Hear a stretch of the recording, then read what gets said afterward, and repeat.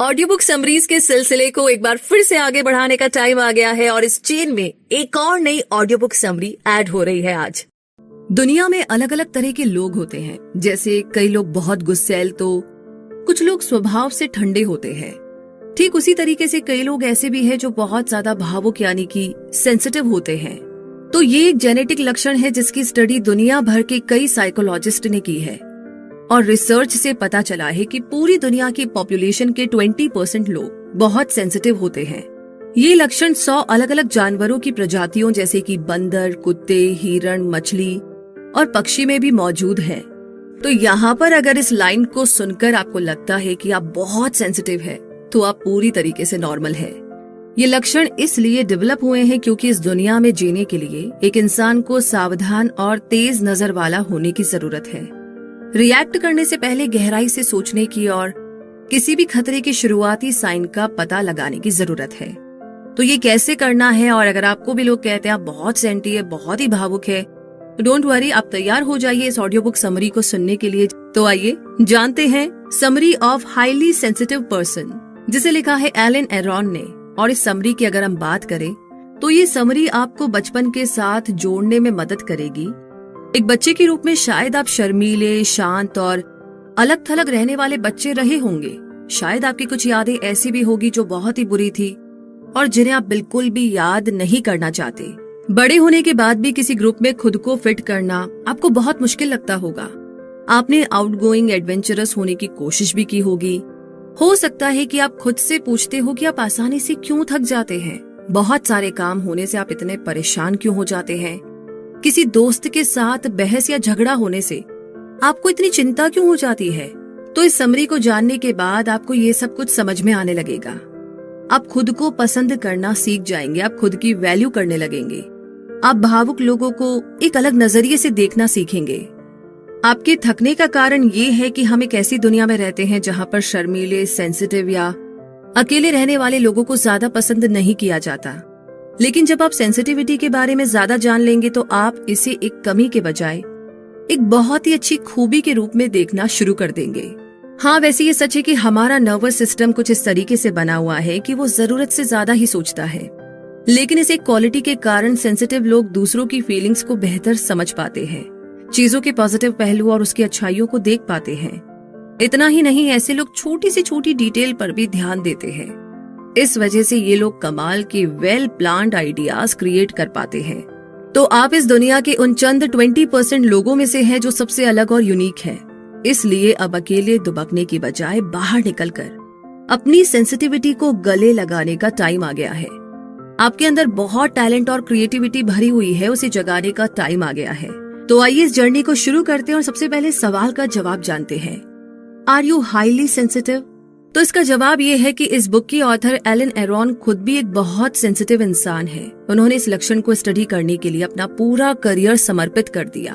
और तो और उन्हें कई ऐसी स्टडी का भी पता चला जो उनकी रिसर्च को पूरी तरीके से सपोर्ट कर रहा था। एलन ने हाई सेंसिटिविटी का पता लगाने के लिए एक टेस्ट बनाया। कोई भी साइकोलॉजिकल टेस्ट 100% यानी कि 100% सटीक नहीं होता, लेकिन ये टेस्ट आपको खुद को बेहतर समझने में मदद कर सकता है। तो आइए देखते हैं कि इसमें किस तरीके के सवाल पूछे गए हैं। पहला सवाल है कि क्या आप बिजी दिनों में इतना थका हुआ महसूस करते हैं कि आप एक अंधेरे कमरे में अकेले रहना चाहते हैं या किसी भी ऐसी जगह जाना चाहते हैं जहां बहुत शांति हो। दूसरा है कि क्या कैफीन का आप पर बहुत तेज असर होता है। तीसरा है कि आपको तेज आवाज, स्मेल या तेज रोशनी से घबराहट महसूस होती है या भौचक्के हो जाते हैं। चौथा है कि आप आसानी से चौंक जाते हैं। पांचवा है जब आपको कम समय में बहुत सारा काम करना हो तो क्या आप हड़बड़ा जाते हैं। छठा सवाल है कि आप मारधाड़ वाले टीवी शो या फिल्में देखना पसंद नहीं करते। सातवां है कि क्या आप इस बात का बहुत ज्यादा ध्यान रखते हैं कि आपसे कोई गलती ना हो जाए या आप कुछ भूल न जाए। आठवां है कि क्या आप पर भूख लगने पर बहुत ज्यादा असर होता है, जैसे आप परेशान हो जाते हैं या आपकी कंसंट्रेशन पावर कम हो जाती है। नौवां सवाल है कि आपको बदलाव को अपनाने में बहुत ही मुश्किल लगता है। 10वां है कि जब आप बच्चे थे तो क्या आपके पेरेंट्स या टीचर्स ने आपसे कहा कि आप बहुत ज्यादा सेंसिटिव है। 11वां है कि क्या आपको किसी भी कंपटीशन में या जब आप कोई काम कर रहे हो और कोई आपको गौर से देख रहा हो तो आप नर्वस हो जाते हैं। और आखिरी में 12वां सवाल है कि जब लोग आपको एक साथ कई सारे काम करने के लिए कहते हैं तो आपको झुंझलाहट या नाराजगी महसूस होती है। अब अगर ज्यादातर सवालों के लिए आपका जवाब हाँ है तो इसमें कोई शक नहीं कि आप एक हाईली सेंसिटिव इंसान हैं।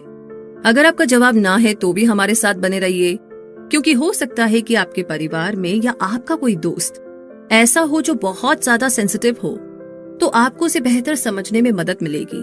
तो हाई सेंसिटिविटी की क्वालिटी आपको दूसरों के साथ ज्यादा सहानुभूति रखना और उनकी फीलिंग्स को ज्यादा समझना सिखाएगी। ये आपको अपने रिश्तों और अपने आसपास के लोगों के साथ बातचीत में सुधार करने में हेल्प करेगी। तो इस सवाल का जवाब जानने के बाद कि आप हाईली सेंसिटिव है या नहीं, अब हम आगे बढ़ते हैं और जानते हैं the facts about being highly sensitive, यानी कि हम हाई सेंसिटिविटी की क्वालिटी को DOES शब्द की मदद से समझ सकते हैं, जहां D का मतलब है डेप्थ ऑफ प्रोसेसिंग, यानी कि गहराई से चीजों को समझना और देखना। जो लोग बहुत ज्यादा सेंसिटिव होते हैं वो छोटी से छोटी बात पर भी बहुत गौर करते हैं। उन्हें डिसीजन लेने में और रिएक्ट करने में समय लगता है, क्योंकि वो बहुत ही गहराई से इंफॉर्मेशन को समझने की कोशिश करते हैं। हाईली सेंसिटिव पीपल यानी HSP वालों का सिक्स्थ सेंस या इंट्यूशन, जिसे हम चीजों को भांपने की पावर कहते हैं, वो भी औरों के मुकाबले स्ट्रांग होती है। तो भाई, अगर आप एक HSP है तो क्या आप कभी ऐसी सिचुएशन में रहे हैं जहाँ पर आपको पता था कि क्या होने वाला है? अगर हाँ, तो उसे ही इंट्यूशन कहते हैं। यहाँ तक कि अगर आपको उस बारे में कुछ पता ना भी हो तब भी आपने हर इन्फॉर्मेशन को गौर से समझा और आपको उसका जवाब मिल गया। तो इंट्यूशन का मतलब ये भी है कि आपको अपना पास्ट अच्छी तरह से याद है, तो अगर कोई घटना दोबारा हो तो आप खुद को तुरंत सावधान कर सकते हैं।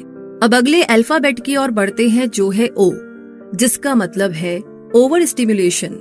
HSP किसी भी तरह के स्टिमुलस के प्रति ज्यादा सेंसिटिव होते हैं। जो भी चीज आपको उकसा दे या उत्तेजित कर दे उसे स्टिमुली कहते हैं। ये फैक्टर आपके अंदर से आ सकता है, जैसे भूख, दर्द, यादें, आइडिया। ये बाहर से भी आ सकता है, जैसे रोशनी, स्मेल, आवाज या लोगों के साथ मिलना जुलना या बातचीत करना। HSP यानी कि हाईली सेंसिटिव पीपल हर चीज औरों से कुछ ज्यादा महसूस करते हैं, इसीलिए वो ज्यादा उत्तेजित हो जाते हैं। एग्जाम्पल के लिए, आप अपने 2 करीबी दोस्तों के साथ शहर घूमने गए। आपने पूरा दिन खूबसूरत नजारों को देखते हुए बिताया, लेकिन शाम होते होते आप पूरी तरीके से थक जाते हैं। वहीं आपके दोनों दोस्त जो हाईली सेंसिटिव पीपल नहीं है, उनमें तो अब भी बहुत एनर्जी बाकी है और वो घर के बजाय नाइट क्लब में पार्टी करना चाहते हैं। अक्सर ऐसी सिचुएशन में HSP यानी कि हाईली सेंसिटिव पीपल गिल्टी महसूस करते हैं और उनकी वजह से औरों का प्लान खराब हो जाएगा। लेकिन बिल्कुल गिल्टी फील ना करें, क्योंकि अगर आप थक गए हैं तो आराम करना ज्यादा अक्लमंदी है। इसलिए आप उन्हें बाय कहकर घर लौटकर रिलैक्स कर सकते हैं। इसमें कोई अब नॉर्मल बात नहीं है। जाहिर सी बात है कि इतनी थकान के बाद आप एक ऐसी जगह तो बिल्कुल नहीं जाना चाहेंगे जहाँ पर लाउड म्यूजिक हो, बहुत सारी लाइट्स चमक रही हो। इसी के साथ अब आगे बढ़ते हैं और E अल्फाबेट की बात करते हैं, जिसका मतलब है सहानुभूति या हमदर्दी। क्या आप जानते हैं कि हमारे ब्रेन में मिरर न्यूरॉन्स होते हैं? कई साइंटिस्ट ने इनके होने की बात को साबित किया है। मिरर न्यूरॉन्स हमें उस इंसान के व्यवहार की नकल करवाता है जिनसे हम बात करते हैं। हाईली सेंसिटिव लोगों में मिरर न्यूरॉन्स ज्यादा एक्टिव होते हैं। वो दूसरों की भावनाओं को सिर्फ देखते ही नहीं बल्कि खुद उसे महसूस भी कर सकते हैं। एक एक्सपेरिमेंट में हाईली सेंसिटिव लोगों को कुछ अजनबियों की तस्वीरें दिखाई गई, जिनमें से कई खुश, दुखी या परेशान थे। ब्रेन स्कैन करने पर पता चला कि तस्वीर देखने के बाद हाईली सेंसिटिव लोगों के मिरर न्यूरॉन्स एक्टिव हो गए थे। इसके साथ साथ ब्रेन के दूसरे हिस्से भी एक्टिवेट होने लगे, जिसका मतलब था कि हाईली सेंसिटिव लोग उन लोगों की मदद करने के लिए या उन्हें बेहतर महसूस करवाने के लिए कुछ न कुछ करना चाहते थे। तो कहने का मतलब ये है कि हाईली सेंसिटिव लोगों में बहुत ज्यादा हमदर्दी होती है। दूसरे क्या महसूस कर रहे हैं वो अच्छे से समझ सकते हैं और महसूस कर सकते हैं। वो हमेशा दूसरों की मदद करने के लिए आतुर रहते हैं, तैयार रहते हैं। तो ई का मतलब इमोशनल रिएक्टिविटी भी है, और किसी भी इमोशन जैसे खुशी, निराशा, गिल्ट का हाईली सेंसिटिव लोगों पर बहुत ही गहरा असर होता है। एक हाईली सेंसिटिव पर्सन को डिप्रेशन होने की ज्यादा संभावना भी होती है। ऐसा इसलिए है क्योंकि वो उदासी, अकेलेपन को बहुत गहराई से महसूस करते हैं। जब भी किसी हाईली सेंसिटिव पर्सन का फेलियर से सामना होता है तो वो उस निराशा और हार को लंबे टाइम तक याद रखता है। इस कारण इस बात की संभावना कम हो जाती है कि वो एक ही गलती को बाद में कभी दोहराएंगे। जब कोई highly sensitive person success achieve करता है तो वो फीलिंग भी उसके लिए बहुत ही गहरी होती है। इसलिए हाईली सेंसिटिव पर्सन उस फीलिंग को दोबारा महसूस करने के लिए सक्सेस पाने के और तरीके खोजने लगता है ताकि वो सक्सेस और खुशी के इमोशन को फिर से महसूस कर सके। अब आते हैं हम एस पर, जिसका मतलब है sensing the subtle. Highly sensitive लोग किसी भी चीज के हल्के से हल्के सिग्नल को भी समझ जाते हैं, जैसे बॉडी मूवमेंट, आवाज का टोन, चेहरे के एक्सप्रेशन वगैरह। एक हाईली सेंसिटिव पर्सन किसी भी ग्रुप में जाकर बड़ी जल्दी ही भांप लेता है कि कौन अनकंफर्टेबल फील कर रहा है, किसे मजा आ रहा है या फिर उनमें से कौन ऐसा है जो फेक और नकली है। लोगों के साथ बातचीत करते टाइम ये आर्ट बहुत ही काम आ सकती है, क्योंकि हाईली सेंसिटिव लोग समझ जाते हैं कि कौन झूठ बोल रहा है या कौन उदास है। इस तरह हाईली सेंसिटिव लोग किसी भी ग्रुप में झगड़े को रोकने में बहुत मदद कर सकते हैं। अगर आप एक हाईली सेंसिटिव पर्सन है तो आपके पास इंट्यूशन, क्रिएटिविटी, हमदर्दी और सतर्कता जैसी अनमोल क्वालिटीज है। कई सेंसिटिव लोग इस बात से शर्मिंदा महसूस करते हैं कि वो इतने भावुक क्यों हैं। तो मैं आपको बता दूं कि आप बिल्कुल नॉर्मल है। सच पूछिए तो आप ऐसे कमाल के और यूनिक इंसान है जिसके पास दुनिया को देने के लिए बहुत सारा टैलेंट और क्रिएटिविटी है। लेकिन इसकी जो ट्रिक है वो बस आपके रिएक्शन को कंट्रोल करने में छुपा है। जब भी आप थकान या स्ट्रेस महसूस करते हैं तो ब्रेक लेना बिल्कुल ठीक है। किसी ऐसी जगह की तलाश करें जहां आप अपने विचारों के साथ कुछ समय अकेले बिता सके। तो इसी के साथ अब आगे बढ़ते हैं और समझते हैं डिगिंग डीपर, यानी कि हमने अक्सर साइकोलॉजिस्ट को ये कहते सुना है कि हमारी पर्सनैलिटी और हमारे बचपन के बीच में गहरा कनेक्शन होता है। लेकिन कमाल की बात तो ये है कि ये कनेक्शन बिल्कुल मौजूद है, लेकिन हमने इस पर कभी गौर ही नहीं किया। किसी के भी माइंडसेट को समझने के लिए उसके बचपन में झांकना बहुत जरूरी है। हमारी जिंदगी के पहले 2 साल बहुत इम्पोर्टेंट होते हैं। बच्चे की देखभाल करने वाले के साथ, खासकर माँ के साथ, बच्चे का बहुत गहरा और इम्पोर्टेंट कनेक्शन होता है। उस समय बच्चे का ब्रेन पूरी तरह डेवलप्ड नहीं होता। जैसा रिश्ता उसका अपनी माँ के साथ होगा, उसका ब्रेन उसी तरह डेवलप होने लगेगा। बचपन का ये कनेक्शन बच्चे के ब्रेन में उन हिस्सों को डेवलप करती है जिनका रिलेशन स्ट्रेस और चिंता से होता है। जिन पेरेंट्स का अपने बच्चों के साथ ज्यादा अटैचमेंट नहीं होता, वो बच्चे इनसिक्योर हो जाते हैं। ऐसे बच्चे बड़े होने के बाद चिंता, स्ट्रेस और डिप्रेशन के शिकार हो सकते हैं। इसका रीजन ये है कि हम सभी अपने पेरेंट्स से अपनी भावनाओं को कंट्रोल करना सीखते हैं। लेकिन जिन पेरेंट्स का अपने बच्चे के साथ ज्यादा कनेक्शन नहीं होता, वो अपने इमोशंस को मैनेज करना सीख ही नहीं पाते, और इसमें पेरेंट्स की गलती है, बच्चे की नहीं। तो जो माँ अपने बच्चे की जरूरतों को अनदेखा करती है या उसे समझती नहीं है, तो वो बच्चा खुद को अकेला महसूस करने लगता है। उसे लगने लगता है कि दुनिया रहने के लिए एक सेफ जगह नहीं है। या तो वो बेचैन और चिंतित होने लगेगा या खुद को सबसे अलग करने लगेगा। चिंता करने वाले बच्चों को एंग्शियस बच्चे कहा जाता है। जो बच्चे नजरअंदाज करना शुरू कर देते हैं उन्हें अवॉइडेंट बच्चे कहा जाता है।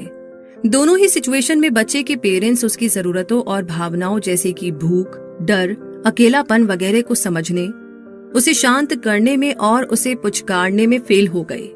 समय के साथ ऐसे बच्चों को लगने लगता है कि उसके पेरेंट्स उसे कभी भी छोड़कर जा सकते हैं, इसीलिए वो अपने पेरेंट्स के बहुत चिपकू हो जाते हैं। ऐसे बच्चे चिड़चिड़े, गुस्सैल और डरपोक बनते हैं। वो हमेशा प्यार, दुलार और अटेंशन की तलाश में रहते हैं, क्योंकि उनकी इमोशनल जरूरतों को उसके पेरेंट्स ने पूरा नहीं किया।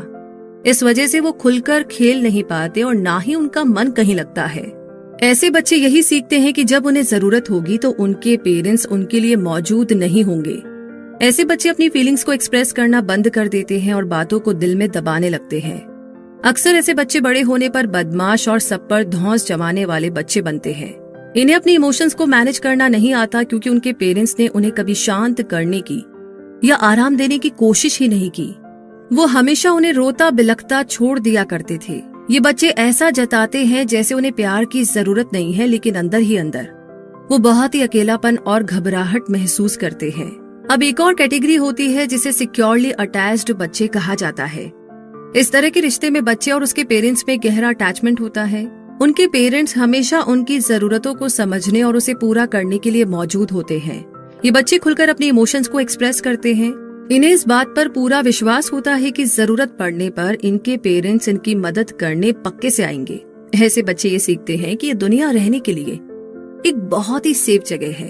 इन बच्चों के जन्म के पहले कुछ महीनों में ये अपने पेरेंट्स को कसकर पकड़े रखते हैं और पेरेंट्स भी इस बात का पूरा ध्यान रखते हैं कि उन्होंने बच्चे को सेफ तरीके से पकड़ा है या नहीं। ये बच्चे थोड़ा बड़े होने पर खुलकर खेलते हैं, अपने आसपास की जगह में घूमते रहते हैं। इनके पेरेंट्स की नजर हमेशा इन पर बनी रहती है ताकि जरूरत पड़ने पर वो उनकी मदद कर सके।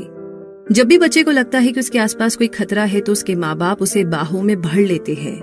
ऐसे बच्चे तुरंत इस बात को नोटिस कर लेते हैं कि उनके पेरेंट्स उनके आसपास है या नहीं। उन्हें देखकर वो संतुष्ट हो जाते हैं, खुश हो जाते हैं और दोबारा खेलने लगते हैं। तो जरा सोचकर बताइए कि बचपन में आपका अपने पेरेंट्स के साथ किस तरह का रिश्ता था। कई बार पुरानी यादों को याद करना बहुत ही दर्दनाक हो सकता है, लेकिन आप इसी नजरिए से खुद को हील कर सकते हैं, ठीक कर सकते हैं। हो सकता है कि आपके पेरेंट्स नहीं जानते थे कि उन्हें एक सेंसिटिव बच्चे को किस तरीके से हैंडल करना चाहिए। बच्चे की परवरिश करना आसान नहीं है। खुद को एक बीज के रूप में इमेजिन कीजिए। बचपन से ही आपका स्वभाव रहा है कि आप बहुत सेंसिटिव है। जैसा कि हमने पहले बताया था, हाई सेंसिटिविटी एक जेनेटिक विशेषता है। इसकी जड़ आपके नर्वस सिस्टम में है और इस दुनिया में कम से कम 20% लोग हाईली सेंसिटिव होते हैं। अब देखभाल और परवरिश बहुत ही मायने रखते हैं। एक बीज को अच्छे से बढ़ने के लिए अच्छी खाद, धूप और पानी की जरूरत होती है। अगर बीज का अच्छे से ध्यान रखा जाए तो पौधा मजबूत बनता है और उस पर खूबसूरत फूल और फल खिलते हैं। ठीक उसी तरीके से बच्चे को भी देखभाल और समझदारी से पालने की जरूरत है, क्योंकि अगर उन्हें वो नहीं मिला तो वो भी फूलों की तरह मुरझा जाएंगे। अगर बच्चे का पेरेंट्स के साथ गहरा अटैचमेंट ना हो तो वो आगे चलकर बेचैनी, चिंता और डिप्रेशन का कारण बन सकता है।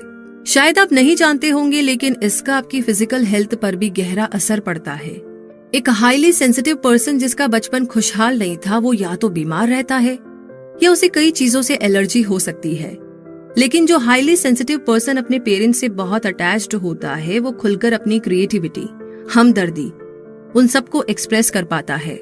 इन बच्चों के पेरेंट्स ने इस बात को समझा कि ऐसे बच्चों को अकेले समय बिताना अच्छा लगता है, इसलिए उन्होंने अपने बच्चों पर ज्यादा बाहर जाने या दूसरे बच्चों के साथ बातचीत करने के लिए उन पर दबाव नहीं डाला। दुनिया में ऐसे कई लोग हैं जो आपकी तरह बहुत सेंसिटिव है।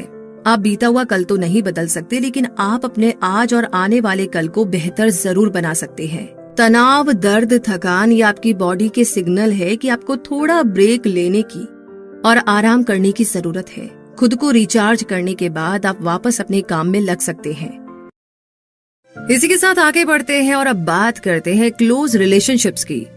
जब आप टीनेज में थे तो क्या आपको बार बार अट्रैक्शन होता था? क्या आपने एक तरफा प्यार एक्सपीरियंस किया है?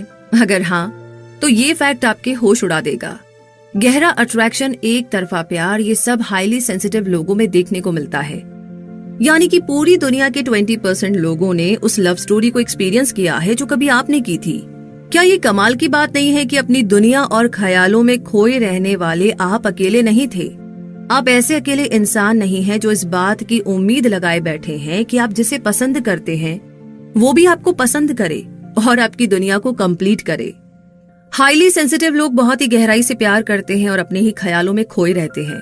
वो बाहर की दुनिया से इतना ज्यादा घुलना मिलना पसंद नहीं करते। जब इनकी मुलाकात एक ऐसे इंसान से होती है जो इनका ध्यान अपनी ओर खींच लेते हैं और उन्हें लगने लगता है कि ये दुनिया इतनी भी बुरी जगह नहीं है, तो अब हाईली सेंसिटिव लोग अपना प्यार और अटेंशन उस एक इंसान पर न्यौछावर करने लगते हैं।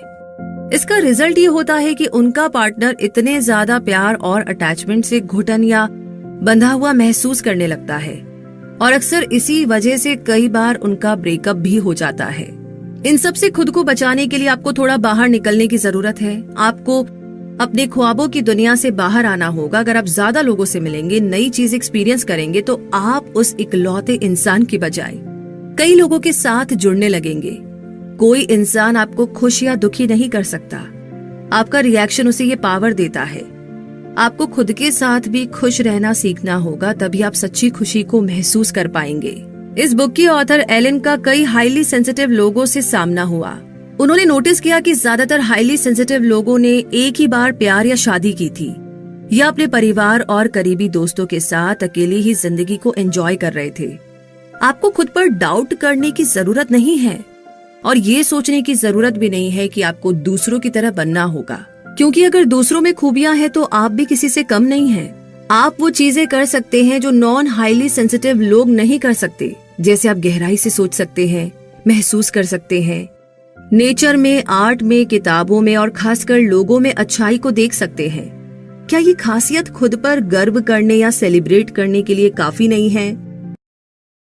तो इसी के साथ आगे बढ़ते हैं और अब बात करते हैं थ्राइविंग एट वर्क, यानी कि अब सवाल आता है कि हाईली सेंसिटिव लोगों के लिए कौन सा काम सबसे अच्छा है। तो एलिन ने अपनी रिसर्च में कई हाई सेंसिटिव लोगों का इंटरव्यू लिया और देखा कि ये लोग कई सारे अलग अलग प्रोफेशन में काम कर रहे थे, जैसे टीचर, पायलट, शेफ और एक्टर। हर फील्ड में उन्हें कोई ना कोई हाई सेंसिटिव पर्सन जरूर मिला। कहने का मतलब ये है कि हाई सेंसिटिव लोग अपने काम में डीप प्रोसेसिंग और इंट्यूशन को अप्लाई करते हैं और वो किसी भी फील्ड में काम कर सकते हैं। अगर आप अपनी करंट जॉब में खुश नहीं है तो इस बात को समझिए कि उसमें एक्सपर्ट बनने में टाइम लगता है। एंट्री लेवल की जॉब में ज्यादा चैलेंजिंग काम नहीं होते, लेकिन जैसे जैसे आपका एक्सपीरियंस बढ़ता जाएगा वैसे वैसे आपकी स्किल इम्प्रूव होती जाएगी और आपको ज्यादा अपॉर्चुनिटीज मिलने लगेगी। हाई सेंसिटिव लोगों को सोचने के लिए और खुद के साथ समय बिताने के लिए थोड़ी स्पेस की जरूरत होती है। अगर किसी जॉब में नेटवर्किंग या ज्यादा लोगों से बातचीत करने की जरूरत हो तो वो हाई सेंसिटिव लोगों के लिए काफी चैलेंजिंग होता है। लेकिन आज हमारे पास इंटरनेट की सुविधा है। आप लोगों से कनेक्ट करने के लिए ईमेल, इंस्टेंट मैसेजिंग या सोशल मीडिया को चुन सकते हैं। आपको मीटिंग या कॉन्फ्रेंस में शामिल होने की जरूरत नहीं है। अगर आप में कोई टैलेंट हो या आपका कोई शौक हो जिसे आप एक बिजनेस में बदलना चाहते हैं तो आज की इस डिजिटल दुनिया में ये करना नामुमकिन नहीं है। चाहे आप गार्डनिंग, कपकेक बेक करना या जानवरों को ट्रेन करना पसंद हो तो आप सोशल मीडिया का इस्तेमाल करके एक सक्सेसफुल बिजनेस शुरू कर सकते हैं और इसे करने के लिए आपको किसी ऑफिस की जरूरत नहीं पड़ेगी। इसे आप अपने घर के ड्राइंग रूम से भी शुरू कर सकते हैं। लेकिन अगर आप 9 to 5 की जॉब करते हैं और आपके पास घर से काम करने का टाइम नहीं है, तब भी आप सक्सेसफुल हो सकते हैं। अगर आप अपने काम में अपना 100% देते हैं, अपने काम में वैल्यू ऐड करते हैं, तो आपका बॉस, आपके साथी सब आपकी हाई सेंसिटिविटी को समझेंगे और उसकी तारीफ करेंगे। हाँ, ये सच है कि आपको अपने लिए ज्यादा समय चाहिए, आपको शांति और अकेले में रहना पसंद है, लेकिन आप हमेशा कमाल के आइडियाज और सोल्यूशन लेकर आते हैं। अब आप ही बताइए, आप जैसे टैलेंटेड, ईमानदार और डेडिकेटेड इंसान के साथ कौन काम नहीं करना चाहेगा। हाईली सेंसिटिव लोग बहुत ज्यादा सेंसिटिव होते हैं और उनके आसपास की दुनिया उन्हें चौंका देती है, लेकिन आपको बस गहरी सांसें लेकर शांत होने की जरूरत है। आप एक यूनिक इंसान हैं और आप कुछ ना कुछ ऐसा जरूर क्रिएट कर सकते हैं जो दूसरे नहीं कर सकते। एक बार जब आपने अपनी हाई सेंसिटिविटी को समझकर गले लगा लिया, तब जाकर आपको अपने अंदर कई छुपे हुए खजाने मिलेंगे। शायद आपको यकीन ना हो, लेकिन दुनिया को आपकी जरूरत है। दुनिया को ज्यादा हमदर्दी, क्रिएटिविटी और इंट्यूशन की जरूरत है। इससे कोई फर्क नहीं पड़ता कि आप किस प्रोफेशन में हैं, आप बिल्कुल टॉप पर पहुंचकर सक्सेस हासिल कर सकते हैं। तो इसी के साथ हम पहुंच गए हैं इस समरी के कंक्लूजन तक। तो बात ऐसी है कि इस समरी में आपने हाई सेंसिटिविटी के बारे में जाना। इस दुनिया में 20% लोग हाई सेंसिटिव है। ये एक जेनेटिक लक्षण है जिसमें बहुत ज्यादा सेंसिटिव नर्वस सिस्टम होता है। आपने DOES शब्द के बारे में सीखा जो हाई सेंसिटिविटी के बारे में बताती है, जहाँ D का मतलब है डीप प्रोसेसिंग, O का मतलब है ओवर स्टिमुलेशन, E का मतलब है एम्पैथी और इमोशंस और S का मतलब है सेंसिंग द सटल। तो हाई सिक्योरिटी लोग छोटी से छोटी डिटेल को नोटिस करते हैं, वो चीजों को जल्दी भाप जाते हैं और हर चीज को गहराई से फील करते हैं। यही वो खासियत है जो उन्हें अच्छे डिसीजन लेने में, दूसरों को समझने में मदद करती है। आपने पर्सनैलिटी और बचपन के शुरुआती एक्सपीरियंस के बीच के कनेक्शन के बारे में भी समझा। सिक्योरली अटैच्ड बच्चे हेल्दी, खुश मिजाज और जिम्मेदार अडल्ट बनते हैं। अगर आप हाई सेंसिटिव है और अगर आपका बचपन अच्छा नहीं था, तो आप अपने जख्मों को भरकर अपने बच्चे को एक अच्छा बचपन दे सकते हैं। आपने ये भी जाना कि हाई सेंसिटिव लोग बहुत ही गहराई से प्यार करते हैं और लोगों से बहुत ज्यादा अटैच्ड हो जाते हैं। वो अपने ख्वाबों की दुनिया में रहते हैं, जिस वजह से उनका अट्रैक्शन बहुत गहरा होता जाता है। जैसे कि एक बार एक बूढ़ा आदमी था जो कई सालों से गुफा में अकेला रह रहा था। न जाने कितने सालों से उसने बाहर की दुनिया नहीं देखी थी और ना किसी से मिला था। एक दिन वो गुफा से सिर्फ इसीलिए निकल गया क्योंकि वो उसमें गिरने वाली पानी की बूंदों की आवाज को और बर्दाश्त नहीं कर पा रहा था। खुद को बहुत ज्यादा गहरे इमोशंस और अटैचमेंट से बचाने का एक ही रास्ता है कि आप अपने ख्वाबों की दुनिया से बाहर आकर रियल दुनिया में, रियल वर्ल्ड में घुलने मिलने की कोशिश करें। अपनी एनर्जी और टाइम को अपने करियर में इन्वेस्ट करें। अगर आप अपना फोकस अपने प्रोजेक्ट में लगाएंगे तो वो आपको रिजल्ट और सेटिस्फैक्शन दोनों देगा। इस बात को कभी ना भूले कि आप यूनिक और कमाल के हैं, कुछ अलग है लेकिन बिल्कुल नॉर्मल है। तो सबसे पहले तो आज इस बात को स्वीकार कीजिए अभी के अभी कि आप बहुत ही अमेजिंग है, seriously, and we love you, right. तो इसी के साथ ये समरी यहीं पर खत्म होती है। लेकिन आई नो आपके जो भी हर्डल्स थे, जो भी छोटी मोटी प्रॉब्लम्स थी, अब आप उनसे डील करेंगे और आगे बढ़ेंगे अपनी इस जर्नी में। और कैसी लगी आपको ये समरी? कौन सी बात अच्छी लगी? क्या अपने आसपास आपने ऐसे लोगों को देखा है या आप खुद उनमें से एक है? कौन सी बात से आप बहुत ज्यादा रिलेट कर पाए, और अगर कर पाए तो निकलने का रास्ता आपको कौन सा अच्छा लगा? कहाँ से शुरुआत करने वाले? इसी के साथ आगे किस